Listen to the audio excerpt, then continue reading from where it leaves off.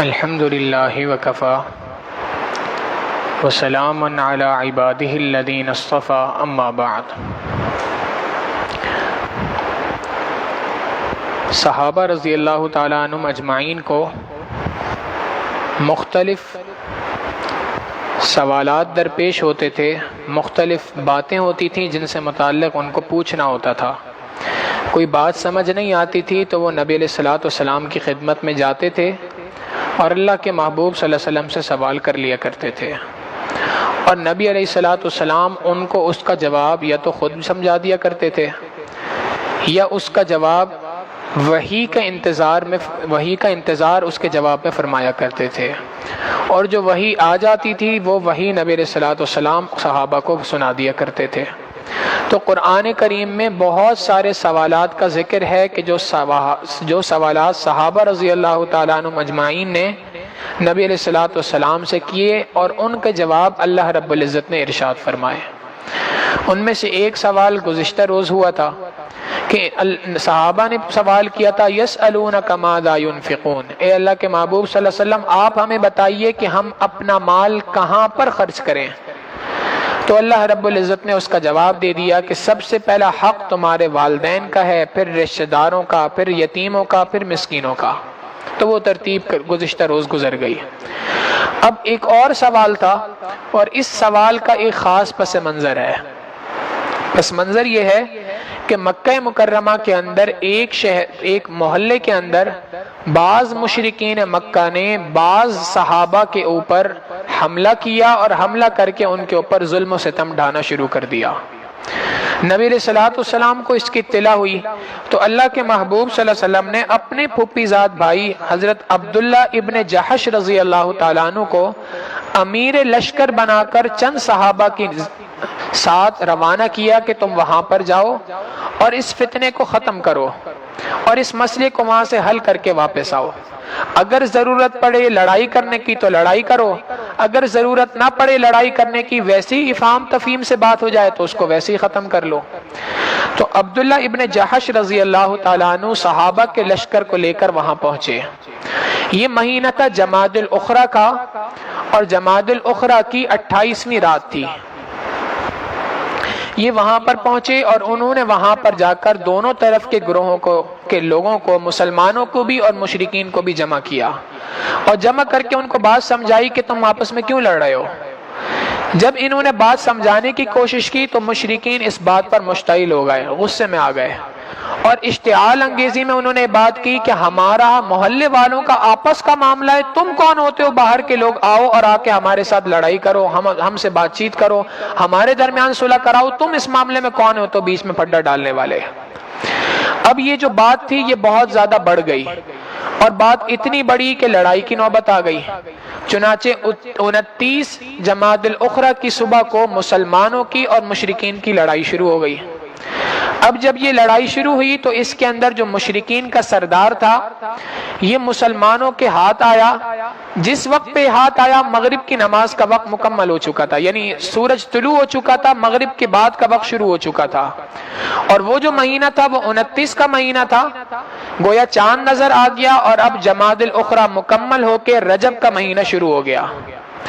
ہم نے پچھلے درسوں میں بات کی تھی کہ پچھلے ابراہیم علیہ الصلوۃ والسلام کے دین میں یہ بات تھی کہ رجب، شعبان، رمضان یہ 3 مہینے اشہر حرم کہلاتے تھے۔ ان مہینوں کے اندر کسی قسم کی لڑائی کا کرنا حرام سمجھا جاتا تھا۔ مشرکین مکہ بھی اس بات کو جانتے تھے اور مانتے تھے، یہاں تک کہ سخت سے سخت لڑائی ہوتی تھی۔ رجب کا مہینہ شروع ہوتا تھا یہ اپنی لڑائی کو روک دیا کرتے تھے کہ اب لڑائی ہوگی شعبان، رجب، شعبان، شوال مکمل ہوگا، اس کے بعد اب ہم لڑائی کریں گے۔ تو اب مسلمانوں کی یہ جو لڑائی تھی یہ چلنا شروع ہوئی، اور جو ان کا مشرکین کا ایک سردار تھا اس کا نام تھا ابن حضرمی۔ یہ ابن حضرمی مسلمانوں کے قابو میں آ گیا، اور مسلمان یہ بات نہ جان سکے اس وقت پہ کہ چاند نکل چکا ہے اور نیا مہینہ شروع ہو گیا ہے، رجب کا مہینہ شروع ہو گیا ہے۔ انہوں نے اس کو وہاں پہ قتل کر دیا۔ اس کے قتل سے یہ جو فتنہ اٹھا تھا یہ فتنے کا سد باب ہو گیا، وہیں پہ لڑائی ختم ہو گئی۔ واقعہ تو یہاں پہ مکمل ہو گیا، مگر مشرکین مکہ کو ایک پروپیگنڈا کرنے کا موقع مل گیا. پورے مکے کے اندر ایک بات پھیلنا شروع ہو گئی. مسلمانوں نے عظمت والے مہینوں کے اندر، اتنے بڑے مہینے کے اندر ایک انسان کا قتل کر دیا. اب یہ بات اتنی بڑی کہ ہر کسی کی زبان کے اوپر تھی کہ جی مسلمانوں میں سے بعض افراد نے جو ان کے نبی پر ایمان رکھتے ہیں انہوں نے اتنا بڑا گناہ کیا اور ان کا نبی بھی خاموش بیٹھا ہے. اب یہ جو صحابہ تھے حضرت عبداللہ ابن جحش رضی اللہ تعالیٰ عنہ اور ان کے ساتھی، یہ بھی دل کے اندر نادم اور شرمندہ ہو رہے تھے کہ ہمیں پتہ نہیں تھا یہ مہینہ شروع ہو گیا ہے، کاش ہمیں پتہ ہوتا تو ہم اس مہینے کے اندر لڑائی کو روک دیتے. واقعے کو یہیں پہ روک کے مسئلہ یہ سمجھ لیں کہ پہلے یہ مسئلہ اسی طریقے سے تھا دین اسلام کی ابتدا میں کہ اشہر حرم جو تھے، عظمت والے جو 3 مہینے تھے، ان 3 مہینوں میں کسی قسم کی کوئی لڑائی جائز نہیں تھی.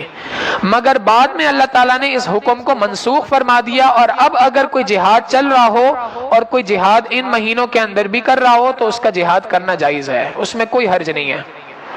تو بہرحال اس وقت پہ چونکہ یہ حکم نازل نہیں ہوا تھا تو اب یہ صحابہ بھی نبی علیہ الصلوۃ والسلام کی خدمت میں آئے. اے اللہ کے محبوب صلی اللہ علیہ وسلم، اتنی بڑی غلطی ہم سے ہو گئی، آپ فرمائیے اب ہم کیا کریں. نبی علیہ الصلوۃ والسلام بھی خاموش وحی کا انتظار فرما رہے ہیں.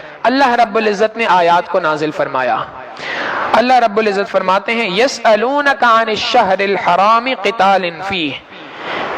یہ سورۃ البقرہ کا 27واں رکوع یہاں سے شروع ہو رہا ہے. یہ آپ سے سوال کرتے ہیں عظمت والے مہینوں کے اندر جہاد کرنے کے بارے میں. قل قتال فیہ کبیر، ان کو فرما دیجئے کہ ان عظمت والے مہینوں کے اندر جہاد کا کرنا، لڑائی کا کرنا یہ گناہ ہے. فیہ کبیر، یہ بڑی بات ہے، یہ گناہ ہے. اس وقت تک یہ حکم اسی طریقے سے تھا، لہٰذا اللہ رب العزت نے بھی اسی اعتبار سے حکم نازل فرمایا. مگر آگے فرمایا وَصَدٌّ عَن سَبِيلِ اللَّهِ، اللہ کے راستے میں لوگوں کو روکنا. وَصَدٌّ عَن سَبِيلِ اللَّهِ، جو لوگ اللہ کے راستے میں ہوں ان کو روکنا. وَكُفْرٌ بِهِ، اور اللہ کی کتاب کے اوپر، اللہ کے نبی پر ایمان نہ لانا، کفر کا اختیار کرنا. وَالْمَسْجِدِ الْحَرَامِ، اور مسجد حرام میں لوگوں کو داخل ہونے سے روکنا. وَإِخْرَاجُ أَهْلِهِ مِنْهُ، اور جو لوگ مسجد حرام میں رہنے والے ہیں ان کو مسجد حرام سے، مکہ سے باہر نکال دینا. اکبر عند اللہ، اللہ کے نزدیک اس گناہ سے زیادہ بڑا گناہ ہے جو تم کر رہے ہو.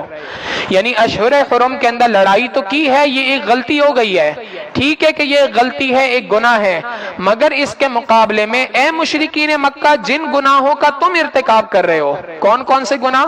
پہلا گناہ بتایا کہ تم اللہ کے راستے میں لوگوں کو روکتے ہو، لوگوں کو اللہ کے راستے میں نکلنے نہیں دیتے. دوسرا گناہ کفر کا اختیار کرنا. تیسرا گناہ مسجد حرام میں لوگوں کو آنے سے داخل ہونے سے روکتے ہو. یہ مسجد حرام میں داخل ہونے سے روکنا، مسجد حرام کے دروازوں کو لوگوں کے اوپر بند کرنا، یہ بہت بڑا کبیرہ گناہوں میں سے ایک گناہ ہے.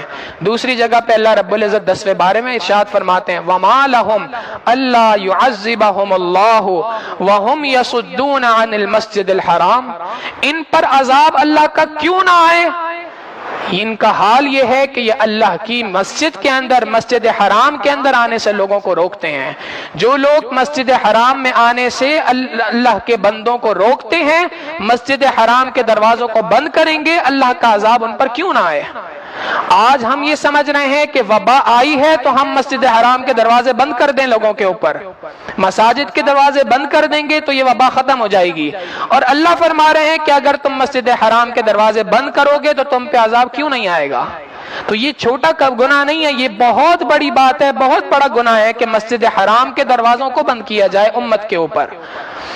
اللہ تعالی ہمارے حال کے اوپر رحم فرمائے. اور آگے فرمایا وَإِخْرَاجُ أَهْلِهِ مِنْهُ، جو لوگ مکہ مکرمہ کے رہنے والے تھے، مسلمان تھے، تم نے ان کو یہاں سے نکال دیا، ان کو مجبور کر دیا کہ وہ یہاں سے ہجرت کر کے دوسری جگہ منتقل ہو جائیں. اکبر عند اللہ، یہ اللہ کے نزدیک یہ گناہ زیادہ بڑے ہیں. وَالْفِتْنَةُ أَكْبَرُ مِنَ الْقَتْلِ، ایک جانب تو وہ ہے جو فتنہ فساد تم مچا رہے ہو کفر اختیار کر کے، پروپیگنڈا کر کے، ایک طرف تو یہ فتنہ ہے اور دوسری طرف قتل کا گناہ ہے. اللہ رب العزت فرماتے ہیں وَالْفِتْنَةُ أَكْبَرُ مِنَ الْقَتْلِ، یہ فتنہ فساد کا مچانا اللہ کے نزدیک قتل کرنے سے زیادہ بڑا کبیرہ گناہ ہے. لہٰذا اللہ رب العزت آگے ایمان والوں کو بتاتے ہیں کہ تمہیں ڈرنے کی ضرورت نہیں ہے. وَلَا يَزَالُونَ يُقَاتِلُونَكُمْ، یہ تم سے ہمیشہ لڑتے رہیں گے، تمہارے خلاف اسی طریقے سے پروپیگنڈے کرتے رہیں گے، اسی طریقے سے تمہارے خلاف دوسروں کو اکساتے رہیں گے. کب تک؟ حَتَّى يَرُدُّوكُمْ عَنْ دِينِكُمْ، یہاں تک کہ تم ان کے دین کے اندر لوٹ نہ ہو. اگر تم ان کے دین کو اختیار کر لو گے تو یہ تمہارے ساتھ دوستی کریں گے، اور جب تک تم ان کے دین میں داخل نہیں ہوگے، اپنے دین پہ ڈٹے رہو گے، تو یہ تمہارے دشمن ہیں، دشمن تھے، دشمن رہیں گے ہمیشہ کے لیے. حَتَّى يَرُدُّوكُمْ عَنْ دِينِكُمْ إِنِ اسْتَطَاعُوا، اگر تم طاقت رکھتے ہو اور ان کے دین میں داخل ہو جاؤ تو یہ تمہارے اس دین میں داخل ہونے سے تم سے راضی ہو جائیں گے.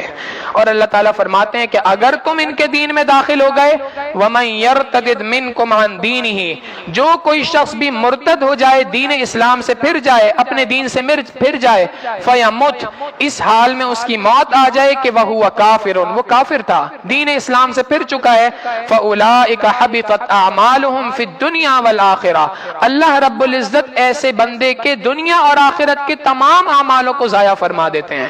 یعنی پہلے جو نیکیاں کی، اگر بعد میں اسلام سے پھر گیا تو پچھلے تمام اعمال انسان کے ضائع ہو جائیں گے. لہٰذا کفر سے پھرنا یہ بہت بڑی بات ہے، چھوٹا مسئلہ نہیں ہے. یہی وجہ ہے کہ ہمارے بڑوں نے بات کہی کہ اس دنیا کے اندر اللہ کی جتنی نعمتیں ہیں، ان نعمتوں میں سب سے بڑی، سب سے اہم نعمت اور سب سے جلدی چھن جانے والی نعمت ایمان کی نعمت ہے. لہٰذا جتنی اہم یہ ہے اتنی جلدی یہ چھن جاتی ہے. ضرورت اس بات کی ہے کہ ہم اپنے ایمان کو بچانے کی فکر کریں، ایمان کی محنت کے اندر لگیں. آج سارا کفر اسی بات کے اوپر ڈٹا ہوا ہے کہ کسی طریقے سے ایمان مسلمانوں سے ان کے ایمان کو چھین لیا جائے. اس کے لیے مختلف محنتیں ہو رہی ہیں، اس کے مقابلے میں دینی محنتیں بھی ہو رہی ہیں کہ کسی طریقے سے ایمان والوں کے ایمان کو بچا لیا جائے. ضرورت اس بات کی ہے کہ ہم ان محنتوں سے اپنے آپ کو بچائیں اور دین اسلام کی جو محنتیں ہیں ان محنتوں کے اندر اپنے آپ کو لگائیں. وَأُولَئِكَ أَصْحَابُ النَّارِ، یہ وہ لوگ ہیں جو جہنم کی آگ کے حصہ بنیں گے. ہم فیہا خالدون، اس کے اندر یہ ہمیشہ رہیں گے. اس کے بعد ایمان والوں کو تسلی دی کہ تم نے جو اللہ کی خاطر ہجرت کی، اللہ کی خاطر جہاد کیا، تو فکر نہ کرو. ان الذین آمنوا، بے شک جو لوگ ایمان لے آئے، والذین ہاجروا، اور ہجرت کی، وجاہدوا فی سبیل اللہ، اور اللہ کے راستے میں جہاد کیا، اولئک یرجون رحمت اللہ، یہ وہ لوگ ہیں جو اللہ کی رحمت کی امید رکھتے ہیں. واللہ غفور الرحیم، اللہ بڑا بخشنے والا، بڑا مہربان ہے.